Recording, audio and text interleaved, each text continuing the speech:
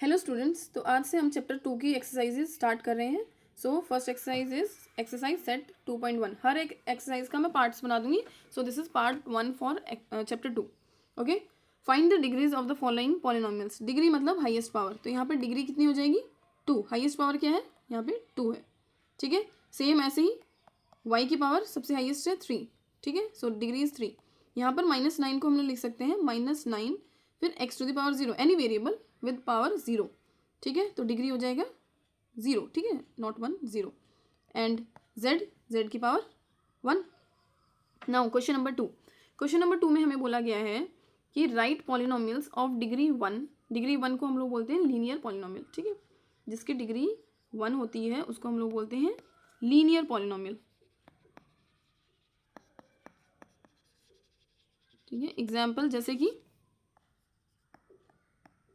2x - 3, यहाँ पे x की पावर 1। Now degree 2। डिग्री 2 जिसकी होती है उसको बोलते हैं हम लोग quadratic polynomial. Quadratic polynomial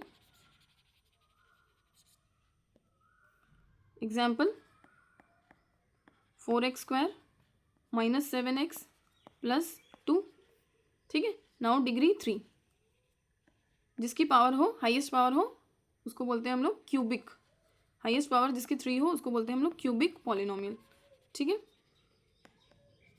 so example जैसे कि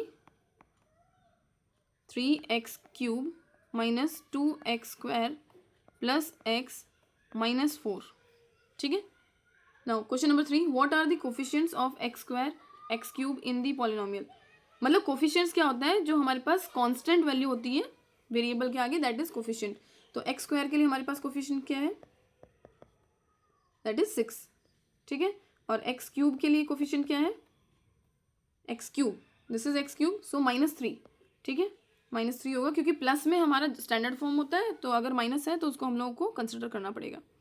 ठीक है, now question number 4, what is the coefficient of z in the polynomial this. अब यहाँ पे हमारे पास जो पॉलिनोमियल है, यहाँ फोर्थ का आंसर 4z³ + 5z²। अब हमें यहाँ पे z का कोई दिख ही नहीं रहा, यहाँ पे कोई ऐसा पॉलिनोमियल है ना, z नाम का कोई वेरिएबल है ही नहीं यहाँ पे, तो हम लोग उसको अगर ऐसे बना दें +0 × z।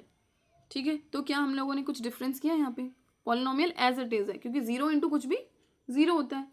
तो यहाँ पे अगर हम लोग कोफिशिएंट पूछ रहे हैं z का, तो हम लोग क्या बोलेंगे, कोफिशिएंट ऑफ z इज 0। ठीक है, यहाँ पे कोफिशिएंट ऑफ z 0 होगा। Now question number 5, what is the constant term of the polynomial this. ठीक है, कांस्टेंट टर्म होती है जिसके साथ वेरिएबल नहीं होता। So here -10 is the constant term.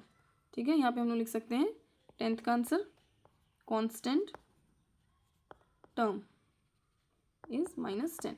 So this is our exercise set 2.1, और नेक्स्ट में हम लोग 2.2 करेंगे। ठीक है, तब तक के लिए बाय।